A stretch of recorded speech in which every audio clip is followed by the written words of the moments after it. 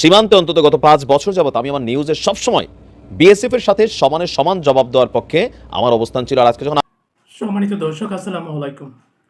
আরেকটি নতুন এবং গুরুত্বপূর্ণ ভিডিওতে আপনাদের স্বাগত। ইতিমধ্যে আপনারা ভিডিওর থাম্বনেল এবং টাইটেল দেখে বুঝে গেছেন যে ভিডিওটা কোন বিষয়কে ইঙ্গিত করছে এবং কতটা গুরুত্বপূর্ণ। তাই না টেনে পুরো ভিডিওটা দেখার অনুরোধ রইল।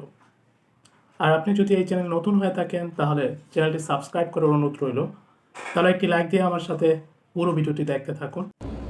অনেকে বলেন যে নতুন বাংলাদেশ কোনটা, অন্য কোথাও এই দৃশ্য দেখা না গেলেও সীমান্তে আমাদের বিডিআরদের দৃশ্য দেখার পরে সীমান্তবর্তী আমাদের যে সাধারণ মানুষরা আছেন, সেই কৃষকের মতন যিনি দেশের জন্য জীবন দিতে প্রস্তুত, 1 ইঞ্চি মাটি তিনি ছাড়তে প্রস্তুত না, এরকম ভাইদেরকে দেখার পরে মনে হচ্ছে ইয়েস, সীমান্তে অন্তত গত ৫ বছর যাবত আমি আমার নিউজে সবসময় বিএসএফ এর সাথে সমানের সমান জবাব দেওয়ার পক্ষে আমার অবস্থান ছিল। আর আজকে যখন আমি সারা বাংলাদেশের দৃশ্যপট বাদ দিয়ে যখন সীমান্তে তাকাই, তখন মনে হয় কুছ তো চেঞ্জ হ্যায়।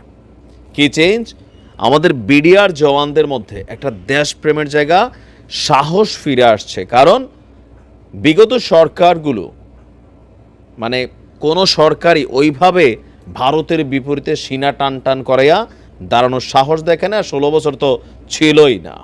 এবার আসেন, ভারতের পোতানো নমুনাটা আমার কাছে খুব ভালো লাগছে।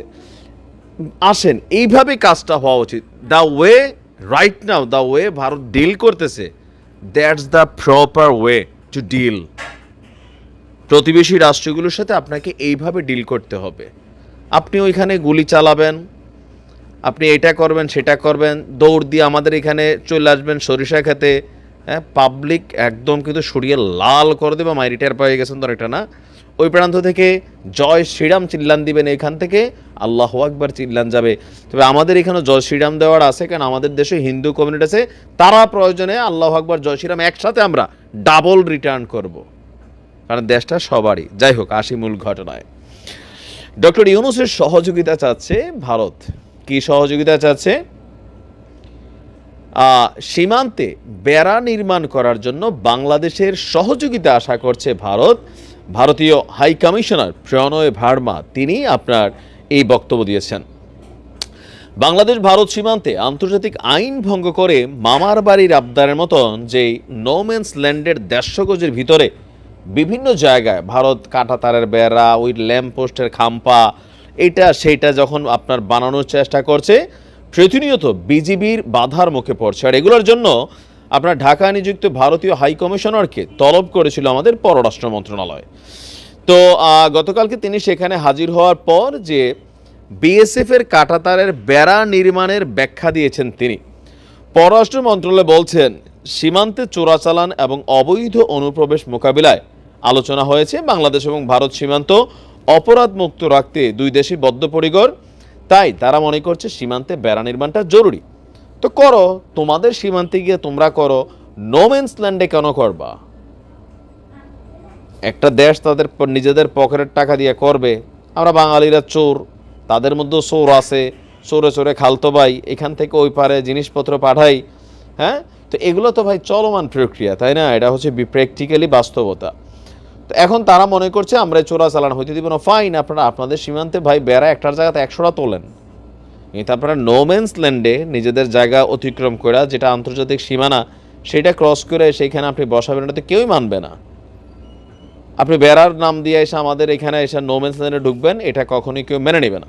তিনি বলছেন, নিরাপত্তার জন্য সীমান্তে বেড়া দেওয়া আমাদের সমঝোতা রয়েছে।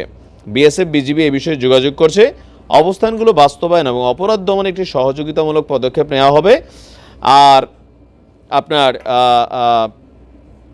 তিনি বলছেন যে ভারতীয় হাইকমিশনারকে ডাকার পরে আমাদের লেফটেন্যান্ট জেনারেল জাহাঙ্গীর আলম চৌধুরী, যিনি ছিলেন স্বরাষ্ট্র উপদেষ্টা, তারপর ভারত সীমান্তে শূন্যরেখা বিএসএফ এর, আচ্ছা যাই হোক। তো এখন ভারত চাচ্ছে যে চাঁপাইনবাবগঞ্জ, নওগাঁ, লালমনিরহাট, দহগ্রাম সহ বিভিন্ন জায়গায় তারা এই বেড়া নির্মাণের কাজগুলো যেন চালাতে পারে, সেখানে বাংলাদেশ সরকারের সহযোগিতা তারা কামনা করছে। তো কি সহযোগিতা করব, মানে আমরা কি সহযোগিতাটা করবো, আমি সেটাই বুঝি না। তারপরে দুই দেশের মধ্যে ডিল হইতে পারে, ঠিক আছে? 150 গজ তোমরা 75, আমরা 75, ওইভাবে ভাগটাক করে যদি কোনো কিছু আসে, সমান সমান, সীমান্তে আলগা কোনো ভালোবাসার সুযোগ নাই। এটা ডিল টু ডিল হইতে হবে। তো দেখা যাক, ভারতকে শেখা উচিত কিভাবে প্রতিবেশী রাষ্ট্রগুলোর সাথে মানে যে কোনো কাজ করার সময় আচরণ করতে হয়। এটা অনেক দিন ধরে বাংলাদেশের সাথে ভুইলা গেছিল। আমি ধন্যবাদ জানাই আমার বিডিআর ভাইদের, যারা সেখানে দিনরাত দাঁড়িয়ে আছেন দেশমাতৃকাকে রক্ষার জন্য। ভালো থাকুন। সম্মানিত দর্শক, সম্পূর্ণ ভিডিওটি দেখার জন্য আপনাকে অসংখ্য ধন্যবাদ। ভিডিওটি ভালো লাগলে একটি লাইক দিয়ে আপনার বন্ধুর সাথে শেয়ার করতে পারেন। সেই সাথে আপনার গুরুত্বপূর্ণ মতামত আমাদের কমেন্ট বক্সে জানিয়ে দিতে পারেন। আর আপনি যদি এরকম আরও নতুন নতুন ভিডিও পেতে চান, তাহলে আমাদের চ্যানেলটি সাবস্ক্রাইব করে রাখতে পারেন এবং পাশে থাকা নোটিফিকেশন বেল আইকনটি অন করে রাখতে পারেন। যখনই আমরা ভিডিও আপলোড করব আপনাদের চ্যানেলের সঙ্গে সঙ্গে পৌঁছে যাবে। সম্মানিত দর্শক, সম্পূর্ণ ভিডিওটা দেখলেন যে ভিডিওটা কতটা গুরুত্বপূর্ণ এবং বর্তমান সময়ে যেই বিষয়গুলো নিয়ে আলোচিত হচ্ছে বা সমালোচিত হচ্ছে, সেই বিষয়গুলো আমাদের ভিডিওতে আমরা তুলে ধরি এবং আমাদের চ্যানেলে আপলোড করি। তাই এরকম গুরুত্বপূর্ণ তথ্যগুলো পাওয়ার জন্য আমাদের চ্যানেলকে সাবস্ক্রাইব করে রাখতে পারেন। তো এখনকার জন্য বিদায় নিচ্ছি, কথা হবে অন্য ভিডিওতে। ততক্ষণ পর্যন্ত ভালো থাকবেন। আল্লাহ হাফেজ।